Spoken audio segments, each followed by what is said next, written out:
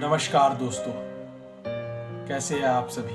मैं आप सभी का स्वागत करता हूं अपने YouTube चैनल पर। आज मैं आप सभी के लिए मुंशी प्रेमचंद जी द्वारा रचित एक कहानी लेकर आया हूं जिसका नाम है नैराश्य लीला। आज मैं इस कहानी का पहला अध्याय आप सभी के साथ साझा करूंगा। बाकी के अध्यायों पर मेरी दूसरी वीडियोज आएंगी। हर हफ्ते सोमवार यानी मंडे को एक वीडियो इस पर आएगी, इस कहानी पर। चलिए बिना किसी देरी के स्टार्ट करते हैं। नैराश्य लीला। पंडित हृदयनाथ अयोध्या के एक सम्मानित पुरुष थे। धनवान तो नहीं, लेकिन खाने पीने से खुश थे। कई मकान थे, उन्हीं के किराए पर गुजर होता था।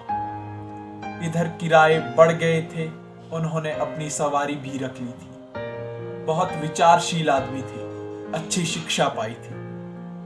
संसार का काफी तजुर्बा था, पर क्रियात्मक शक्ति से वंचित थे। सब कुछ जानते थे, मगर समाज उनकी आंखों में एक भयंकर भूत था जिससे सदैव डरना चाहिए। उसे जरा भी रुष्ट किया तो फिर जान की खैर नहीं। उनकी स्त्री जागेश्वरी उनका प्रतिबिंब, पति के विचार उसके विचार और पति की इच्छा उसकी इच्छा थी। दोनों प्राणियों में कभी मतभेद नहीं हुआ था। जागेश्वरी शिव की उपासक थी, हृदयनाथ वैष्णव थे। दोनों धर्मनिष्ठ थे, उससे कहीं अधिक जितने सामान्यतः शिक्षित लोग हुआ करते हैं। इसका कदाचित यह कारण था कि एक कन्या के सिवा उनकी और कोई संतान न थी। उसका विवाह 13वां वर्ष में हो गया था और माता पिता की अब यह लालसा थी कि भगवान इसे पुत्रवती करे और हम लोग नवासे के नाम पर अपना सब कुछ लिख लिखाकर सुखी जीवन बिताए। किंतु विधाता को कुछ और ही मंजूर था। कैलाश कुमारी उनकी पुत्री, कैलाश कुमारी का अभी गौना भी ना हुआ था। वह अभी तक यह भी ना जान पाई थी कि विवाह क्या होता है। उतने में उसका सुहाग उठ गया।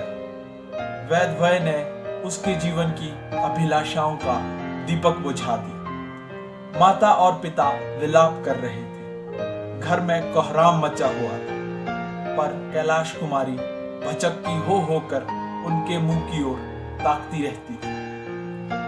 उसकी समझ में यह नहीं आता था कि ये लोग रोते क्यों हैं। माँ बाप की इकलौती बेटी थी।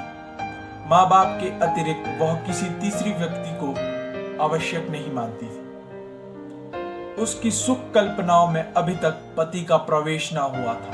वह समझती थी कि स्त्रियां पति के मरने पर इसलिए रोती है क्योंकि पति उनके बच्चों का पालन करता है। मेरे घर में किस चीज की कमी है, मुझे इसकी क्या चिंता है कि क्या खाएंगे क्या पहनेंगे। मुझे जिस चीज की जरूरत होगी बाबूजी मुझे तुरंत ला देंगे। अम्मा से जो चीज मांगूंगी वह मुझे तुरंत दे देंगी। फिर रोऊं क्यों। वह अपनी माँ की ओर देखती और रो पड़ती। वह अपने पति के शोक में नहीं रो रही थी, वह अपनी माँ को रोता देख इसलिए रो रही थी। कभी सोचती शायद यह लोग इसलिए रोते हैं कि कहीं मैं कोई ऐसी चीज ना मांग बैठूं जिसे ये दे ना सके, तो मैं ऐसी चीज मांगूंगी ही क्यों।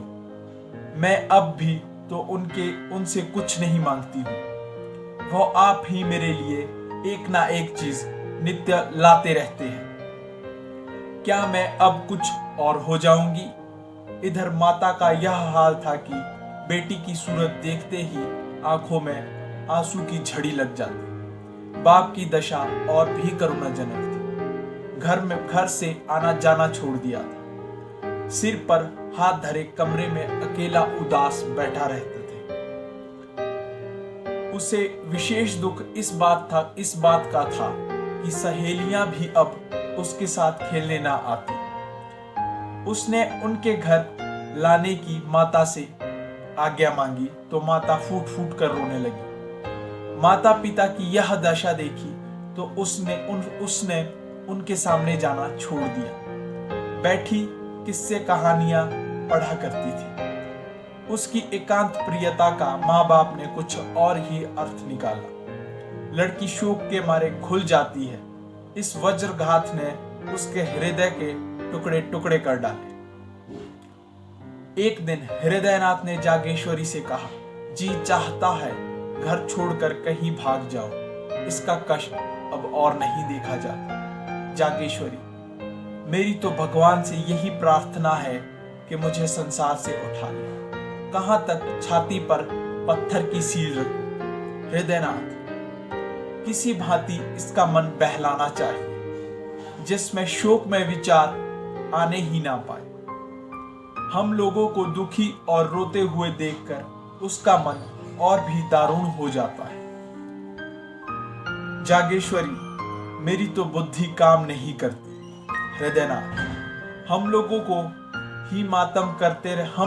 यूं ही मातम करते रहे तो लड़की की जान पर बन आएगी। अब कभी कभी थिएटर दिखा दिया, कभी घर में गाना बजाना कर दिया, इन बातों से उसका मन बहला रहेगा। जागेश्वरी, मैं तो उसे देखते ही रो पड़ती हूँ, लेकिन अब जब्त करूंगी। तुम्हारा विचार बहुत अच्छा है। बिना दिल बहलाव के उसका शोक दूर ना होगा। हृदयनाथ, मैं भी अब उसके दिल बहलाने वाली बातें किया करूंगा। कल एक सैबरी ले आऊंगा, अच्छे अच्छे दृश्य जमा करूंगा। ग्रामोफोन तो आज ही मंगाए देता हूं। बस उसे हर वक्त किसी ना किसी काम में लगाए रखना चाहिए। एकांतवास शोक ज्वाला के लिए समीर के समान है। उस दिन से जागेश्वरी ने कैलाश कुमारी के लिए विनोद और प्रमोद के सामान लाना शुरू कर दिए। कैलाश कुमारी के पास कैलाशी माँ के पास आती तो आंखों में आंसू की बूंदें ना देखती, होठों पर हंसी की आभा दिखाई देती।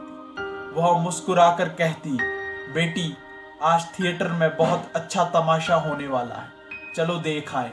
कभी गंगा स्नान की ठहरती, वहां माँ बेटी किश्ती पर बैठकर नदी में जल विहार करती। कभी दोनों संध्या समय पाके की ओर चली जाती।